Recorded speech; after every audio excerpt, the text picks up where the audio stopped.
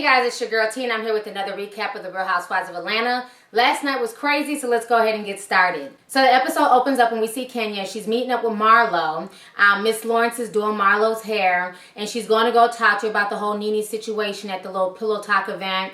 And she's saying that she's really hurt by how Nene's ignoring her. And Marlo's like, you know what, you just have to get used to it. That's Nene. After the whole wedding fiasco, she ignored me for months, but me and her are back cool now. And Kenya's like, you know what, I think what I'm going to do, I'm going to throw this huge masquerade party. It's going to be like eyes wide shut. But I'm not going to tell Nene that it's for her charity. I'm just going to go ahead and send her the invite.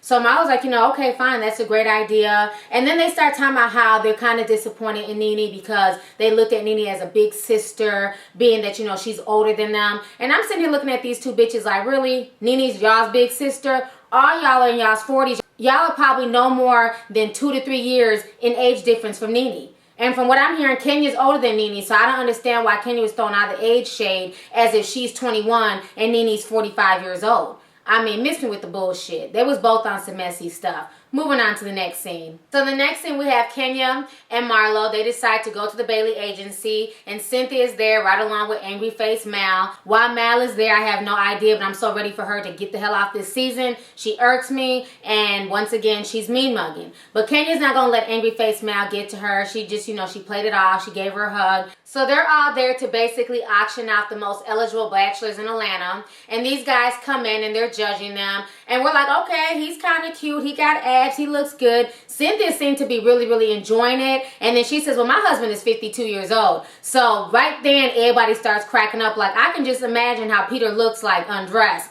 because she was so excited to see that man's abs, and his abs were a beast, okay? So now all these guys are there. They're interviewing the guys. And then all of a sudden, it's like, it's over.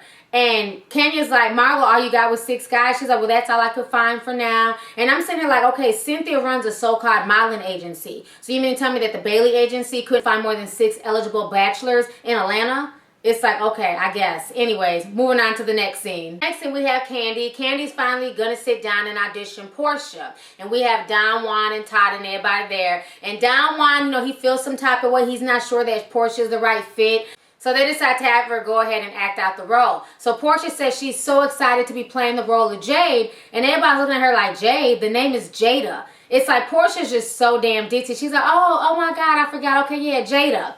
So Porsha gets up there and she starts trying to act. And of course she forgets her words. And she says, well, do I have to say the exact words on paper, or can I just ad-lib? Now Don Juan is mugging her like, bitch, I hope you can sing, because you already lost the acting audition in my personal opinion. So then Porsha decides to start singing The Eyes on the Sparrow. And I feel like she chose that song because it's a church song. And you know, when black folks sing church songs, you are not allowed to boo them, because if you boo somebody singing a church song, you're automatically going to hell. So, you know, you never boo a church song, and I think that's why she chose that song. But Porsha has a decent voice though. You know, she was totally off key a few times, but she has an okay voice. I don't know what the hell Porsha had on. That was like the weirdest outfit I've ever seen on Porsha. It was like a really strange jumpsuit. It really didn't look right. And Porsha has an amazing body, but I didn't like that outfit. But her singing was okay. Her singing was not that bad. So after she got done singing, she leaves, and she, you know, she's basically nervous. She wants to know if she gets the part. But Kandi tells her that she'll tell her later on, because she has to audition a few other people as well. Moving on to the next scene. So the next scene, Porsha decides to invite all the ladies to the roller derby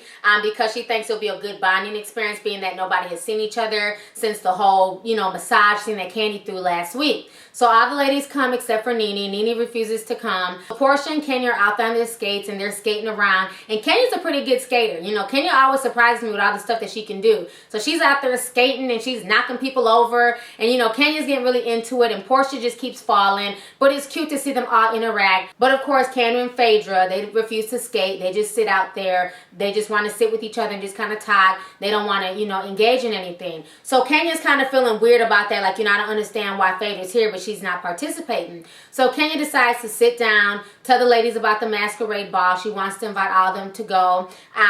Porsha and Kandi have previous engagements. Phaedra's not really sure she's going to be able to come. She ends up telling Phaedra and the other ladies that she's sorry if she offended anybody at the Pillow Talk event. She's sorry if anything got misconstrued. She apologized on Brandon's behalf as well. And the whole time that she's apologizing, Phaedra's just sitting there expressionless. Phaedra isn't saying shit. And then she had the nerve to go open her confessional and then start talking shit to Kenya, talking about she's tired of Kenya. Kenya's always starting drama. You know what, bitch? We're also tired of your man continuously stealing from folks. Kenya's always starting drama, but your man Apollo's always stealing. So I'm going to need you to have a nice tall glass to shut the fuck up. You know, Phaedra just be on one. It's like if you know, quit with the fucking Southern Belle routine. Quit acting like you're holier than thou and like you're too good to apologize on behest of your ghetto-ass, hood booger-ass husband. Point blank, period. Apollo was just as wrong as anybody else there. Apollo had no business putting his hands on Brandon the way he did. And for her to refuse to apologize just lets you know how full of herself that Phaedra really is. That scene pissed me the hell off. Moving on to the next scene. So in the next scene, we have Kandi. She has on her little workout gear and she's working out. And no, she's not working out to T25. She's working out to Fine Booty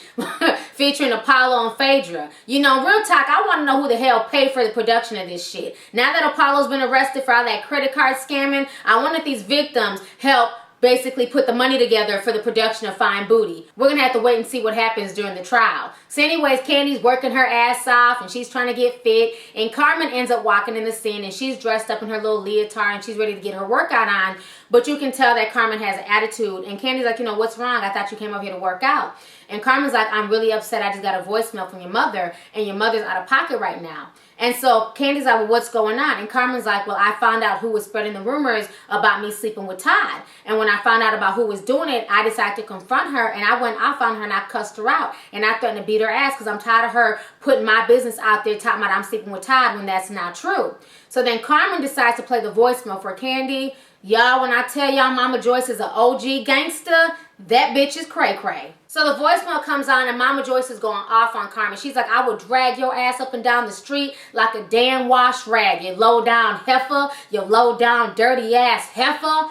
I'm like, damn, really? Mama Joyce has some serious issues. It's one thing to be concerned with your daughter's well-being and want to make sure that she has a good choice in friends and a good choice in a fiance. But Mama Joyce is just too way over the top for me. And for her to disrespect Carmen the way she does is just disgusting. So now if the voicemail of Mama Joyce cussing out Carmen is not bad enough, Carmen then drops the bomb on Kandi. And she says that Mama Joyce had told Benny that she was going to pay Benny to get Todd drunk and then had Benny invite a bunch of girls there so that way Benny could take pictures of Todd with other girls so she could send it to Kandi. Now, I don't know if Mama Joyce don't know this, but extortion is illegal in all 52 states. Mama Joyce needs her ass whooped for trying to plot to set Todd up to break him and Kandi up. This is some sick-ass devious shit.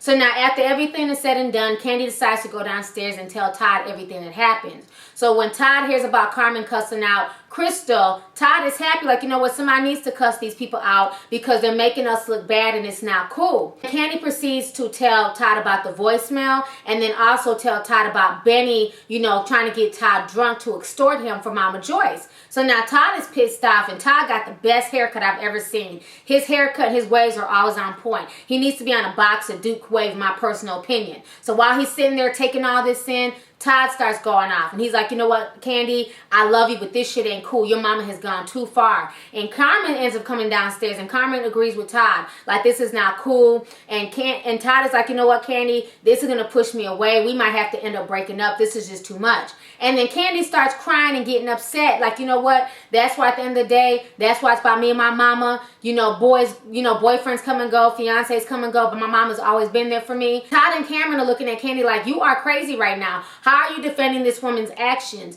This woman has cussed me out, has tried to extort Todd, and you're making excuses for her. I mean, this whole situation just shows you how dependent Kandi is on her mom. This is not a healthy relationship whatsoever. I mean, this whole situation is sick. So Todd and Carmen decide to, you know, basically do an intervention. They want Kandi to go to counseling and talk to somebody about why she feels the need to defend her mother so much, about why she feels the need to, you know, to ride for her mom so hard when it's not that serious. She doesn't even see the wrongdoing that her mom is doing to her closest friend and to her fiance. And they're both tired of it. So finally, Kandi agrees to go see counseling. So we're going to have to wait to see what happens next week if she really does go see counseling. Because this whole situation with Mama Joyce, Cameron, Kandi, and Todd is just over the top. There's no reason for this whatsoever, and Kandi needs to wake up and put her mother in check, because she's going to find herself by herself if she doesn't wake up and check her mom's foolishness. So moving on to the next scene.